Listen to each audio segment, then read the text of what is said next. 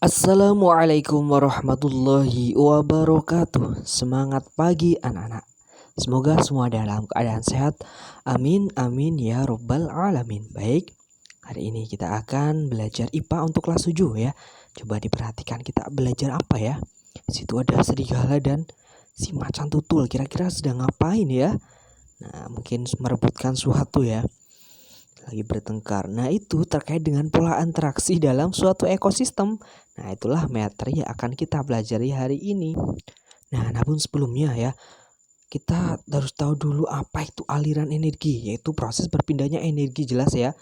Nah, dari organisme ke organisme yang lain bisa nanti berupa rantai makanan atau jaring-jaring makanan. Ya, sumber utama kita di bumi energi adalah cahaya matahari ya, yang dirubah dari energi kimia oleh tumbuhan. Kemudian peristiwa dimakan dan dimakan itu terus mengalir ya dari tubuh makhluk hidup ke yang lainnya. Ada yang dimangsa dan yang memangsanya. Nah, kemudian setelah itu mati akan diurai oleh dekomposer atau pengurainya. Kemudian oleh karena itu aliran energi bukanlah sebuah siklus ya. Perlu diketahui semakin tinggi suatu trofik itu apa? Tingkatan ya suatu makhluk hidup, maka semakin sedikit ya, bukan yang paling atas itu semakin sedikit ya makanannya. Hal ini disebabkan sesuatu apa? Selalu ada sebagian energi yang digunakan untuk beraktivitas. Baik. Jadi kita akan fokus pada interaksi ekosistem ya. Pada ekosistem ternyata jelas ya ada dua interaksi, baik antara komponen abiotik dengan biotik atau sebaliknya antara komponen biotik dan abiotik. Nah, kita bahas dulu yang pertama. Pengaruhnya komponen abiotik terhadap biotik, berarti abiotik masih ingat ya, yang makhluk tak hidup ya. Nah, berarti yang makhluk tak hidup itu yang mempengaruhinya terhadap yang makhluk hidupnya. Contohnya air kan tak hidup ya, jelas. Air kita butuh ya untuk makhluk hidup, untuk minum ya, untuk proses pengairan ya, atau fotosintesis, bisa juga cahaya juga ya. Nah, cahaya juga sangat diperlukan ya oleh kita manusia untuk, kalau tumbuhan proses fotosintesis, kalau kita untuk ya energi bisa ya, energi surya, kemudian untuk pemanas ya, mengeringkan baju dan lainnya. Tanah juga ya tempat tinggal atau habitat dari makhluk hidup, misalnya cacing ya dan lainnya. Kebalikannya sekarang, apa saja pengaruh biotik atau makhluk hidup terhadap yang komponen abiotik ya, yang tak hidup. Contohnya cacing ya, ya untuk kesuburan tanah, kemudian bakteri jamur dalam fungsinya menjaga unsur hara agar tetap subur. Kemudian pengaruh manusia terhadap lingkungan abiotik, jelas ya, kita manusia harus bisa menjaga ya, terutama hutan, kemudian jangan sampai terjadi longsor, sungai, aliran dan lainnya. Nah, itu yang menyebabkan banjir ya. Itu bahaya terhadap kelangsungan ekosistem. Coba perhatikan. Wah, interaksi antar ekosistem, antar komponen biotik yang pertama apa kira-kira? Ya, di sini adalah ya ini adanya rangkaian peristiwa dan dimakan disebut dengan ya rantai makanan. Apa itu, sering mendengar ya? Itu peristiwa dan dimakan dalam suatu urutan tertentu. Misalnya di sini urutannya apa? Ada tumbuhan dimakan oleh ulat ya. Di sini ulatnya dimakan oleh katak. Kataknya dimakan oleh ular. Ularnya dimakan oleh si elang. Ini salah satu contoh ya. Masih banyak contoh yang lain. Kemudian tumbuhan ini sebagai apa? Nah, tumbuhan ini berfungsi sebagai produsen. Apa itu produsen? Masih ingat kemarin ya, di bab sebelumnya kita bahas yang bisa membuat makanan sendiri. Kemudian ulat sebagai konsumen tingkat 1, katak sebagai konsumen tingkat 2, ular sebagai konsumen tingkat 3, dan elang konsumen tingkat 4. Jadi ada peranannya ya. Nah, ini ada katak memakan ular. Biasanya kan apa? Ular yang memakan katak ya. Ada ya ternyata. Nah, ini contoh dari rantai makanan, ini gambarnya ya. Kemudian wah, kok banyak sekali ya. Ini ada kumpulan dari rantai makanan ya. Di sini ulat dimakan burung dan lainnya ya. Nah, kemudian ini bisa tikusnya bisa dimakan oleh si elang, juga bisa, atau dimakan kucing, atau dimakan oleh si ular. Ternyata kumpulan dari ya membentuk suatu jaring-jaring makanannya seperti jaring kan. Nah, itulah disebut dengan jaring-jaring makanan. Apa itu ya? Yaitu hubungan alami dari rantai-rantai makanan atau kumpulan ya. Bisa berupa grafis atau gambar dari proses makan dan dimakan dalam suatu ekologis atau ekosistem. Nama lainnya adalah jaring-jaring makanan sistem sumber daya konsumen. Ini kan, wah ini ya jaring-jaring. Wah ini contoh dari jaring-jaring makanan, ini gambarnya. Kemudian ya, atau disebut juga dengan siklus makanan. Kemudian di sini, wah gambarnya seperti kerucut ya. Nah, pernah melihat di daerah Mesir namanya apa ya? Piramida ya kan? Piramid, sudah pernah ke sana? Nah, kapan-kapan yang ke sana ya. Nah, di sini, nah ini kan ada tingkatannya ya. Dari bawah ini ada tumbuhan dimakan oleh tikus dan lainnya. Itulah yang disebut dengan piramida kan.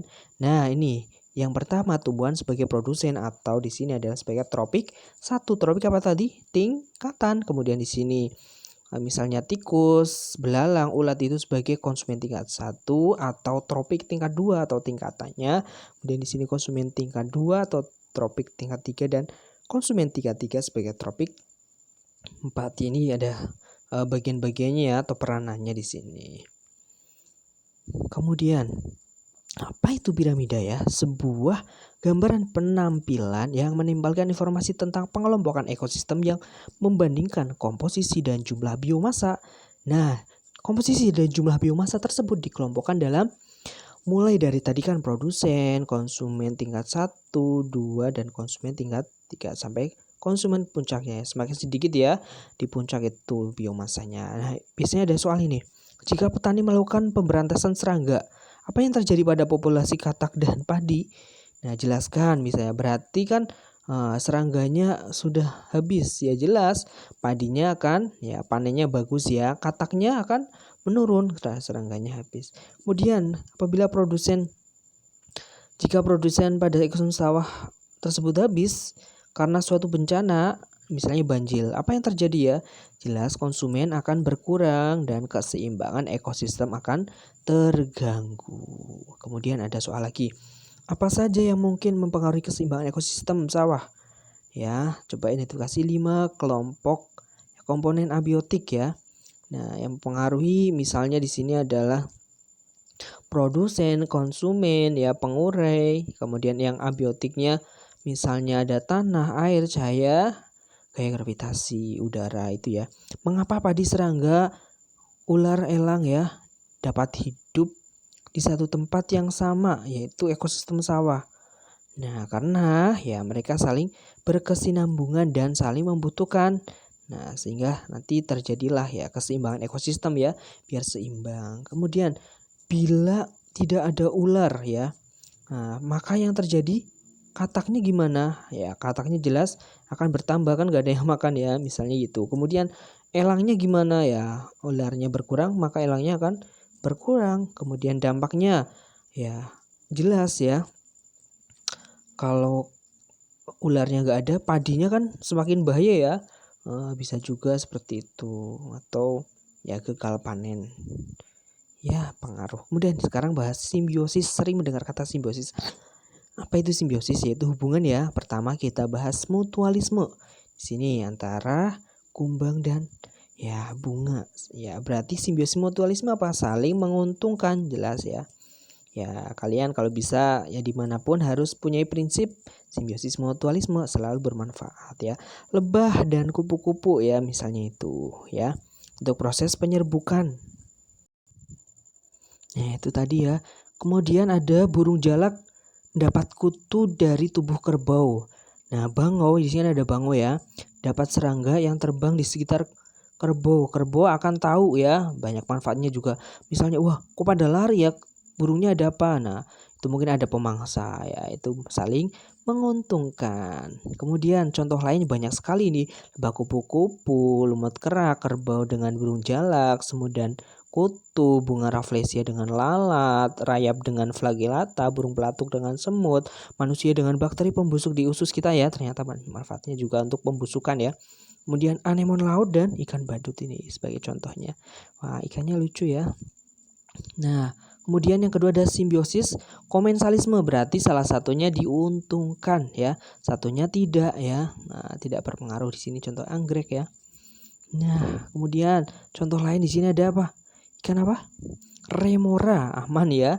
Nah, ini menguntungkan ya kalau ada pemangsa, karena pemangsa takut terhadap ikan hiu. Hiu sih ya biasa aja ya. Nah, itu contoh dari ikan. Nah, ini yang lainnya, anggrek dengan inangnya, sirih atau yang menempel pada inangnya, ikan gobi dengan bulu babi. Kemudian ini ada ikan badut dengan anemon laut, ikan pilut dengan udang dengan mentimun ini ya. Ini udang dengan mentimun contohnya.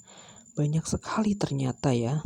Itu beberapa saja contoh dari simbiosis komensalisme ya. Ikan kecil remora. Kemudian yang terakhir adalah parasitisme. Parasit jelas ya, jangan sampai kalian mempunyai prinsip yaitu karena merugikan, ini jelas ya. Ini contohnya tanaman tali putri ya. Nah, yaitu ya satunya diuntungkan, satunya rugi, jelas itu nggak boleh. Kalian harus punya prinsip yang apa? Mutualisme ya. Ini contohnya tali benalu dengan beluntas, kutu daun dengan tanaman lumbo. Kita juga ada ya. Ya, kutu kita biasanya di rambut juga. Itu yang merugikan kita. Parasit, kemudian ada namanya istilah predasi, itu apa? Yaitu interaksi ya. Ada yang namanya predator atau yang memangsa dengan yang dimangsa atau prey ya. Contohnya ini adalah singa dan kerbau. Kemudian ada istilah kompetisi, apa itu? Yaitu persaingan dua organisme atau lebih untuk mendapatkan kebutuhan ya. Kompetisi berarti satu organisme itu direbutkan oleh dua atau tiga misalnya. Satu direbutkan oleh dua misalnya. Nah, ada dua jenis ya, internal. Yang kompetisi internal ini berarti yang sejenis atau satu spesies ya, saling berebut. Kemudian kalau eksternal berarti ya dua atau lebih ya yang jenisnya berbeda. Contohnya di sini apa? Nah, ini misalnya si jago ini ya berebut apa misalnya. Kemudian di sini juga ya eksternal, ini ada singa dan macan tutul dan apa ini? Serigala ya. Ini yang contoh eksternal atau berbeda spesies. Kemudian netralisme yaitu terjadi antara makhluk hidup satu dengan lainnya, di mana kedua makhluk hidup tersebut tidak dirugikan atau diuntungkan ya, karena mereka sangat netral. Misalnya ya padang rumput itu kan banyak rumput ya, misalnya ada kambing dan si sapi ya, jelas mereka kan tidak rebutan ya, itulah netral. Kemudian terakhir adalah antibiosis, yaitu di mana salah satu organisme menghasilkan zat antibiotik atau racun. Misal di sini antara jamur penicillium dengan jenis mikroorganisme.